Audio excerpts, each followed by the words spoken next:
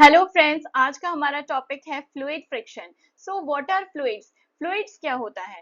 Fluids are the materials that can flow and take the shape of container they are in. Fluids वो materials होते हैं जिनमें flow करने की यानी बहने की एक टेंडेंसी होती है और वो उसी कंटेनर का शेप ले लेते हैं जिस कंटेनर से वो फ्लो कर रहे हैं। एग्जाम्पल, सभी लिक्विड्स और गैसेस को ही कंबाइन करके तो फ्लूइड्स कहा जाता है। तो ऑब्वियसली फ्लूइड फ्रिक्शन वो फ्रिक्शन फोर्स है जो कि लिक्विड्स एंड गैसेस पर ही लगता है। फ्लूइड फ्रिक्शन दो तरह के होते हैं। One is external fluid friction, जो फ्लूइड और उस कंटेनर के वॉल्स के बीच में लगता है जिस कंटेनर से फ्लूइड फ्लो कर रहा है। And second is internal friction और विस्कोसिटी। इंटरनल फ्रिक्शन इंटरनली लगता है फ्लूइड्स के इंटरनल लेयर्स के रिलेटिव मोशन की वजह से। So fluid friction is the friction force acting between fluids and objects through which they are moving, जिसे कि external fluid friction कहा जाता है।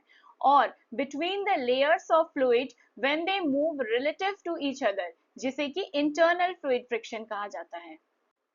और विस्कोसिटी का मेन रीजन होता है जब फ्लूइड के डिफरेंट लेयर्स डिफरेंट स्पीड से मूव कर रहे हैं, यानी उनके बीच में एक रिलेटिव मोशन हो रहा है।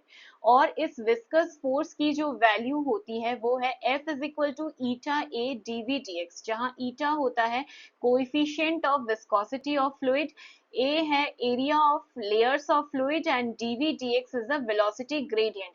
वेलोसिटी ग्रेडियंट यानी दो लेयर्स के बीच में जो वेलोसिटी का डिफरेंस है that divided by the distance between the layers. जैसे कि हम सबको पता है कि पानी जो है वो बहुत ही आसानी से फ्लो कर जाता है क्योंकि इनके लेयर्स के बीच में जो इंटरनल फ्रिक्शन है यानी जो विस्कोसिटी है वो बहुत कम है। और दूसरे ही तरफ अगर आप हनी को फ्लो कराएंगे तो वो ड्रॉप बाय ड्रॉप फ्लो करता है क्योंकि उनके इंटरनल लेयर्स के बीच में विस्कोसिटी बहुत ज्यादा होती है जिस वजह से हनी कम फ्लो करती है। तो हनी एक बहुत ही विस्कस लिक्विड होता है और वाटर एक बहुत ही नॉन विस्कस या लेस विस्कस लिक्विड कह सकते हैं। Thank you.